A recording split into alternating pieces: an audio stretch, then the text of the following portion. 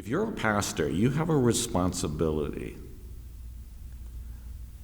to choose how you administrate and how you explain the work of the Holy Spirit in your midst. You know, there's a place where we have to be like Peter, and we have to get up on the day of Pentecost, and we have to say, this is that. This is what this means. And the meaning we give is really important and determines a lot that happens afterwards. So there is a place for pastoring in the midst of the work of the Spirit. It's an essential part of what goes on. And when you do that, you need to think, how does this affect everybody in my congregation? Not just this group or that group, but how does it affect everybody? Where does this leave them? What is the benefit, for each person?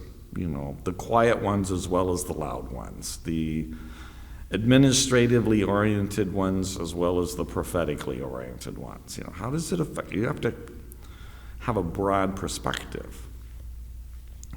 And another thing is you have to be able to speak to not only the people who are experiencing dramatic things, but also the people who aren't.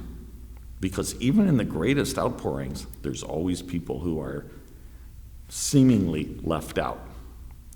What are you doing with that? So that's one. You have to be a pastor of all the people and help them navigate this thing. And the second thing is long-term. How does this play out long-term? How is this going to work out when the kids growing up in your church become young adults? How will they feel about it then? I keep running into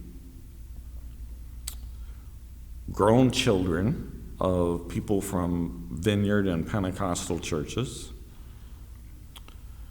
who no longer are interested in the work of the Spirit.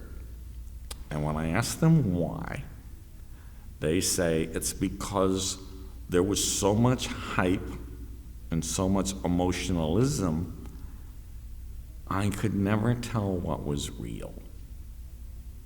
And authenticity is like one of their highest values. So how you handle things now may affect the way your kids feel about this 15 years from now. And if there isn't absolutely clear authenticity to it, it's going to come back and bite you really bad.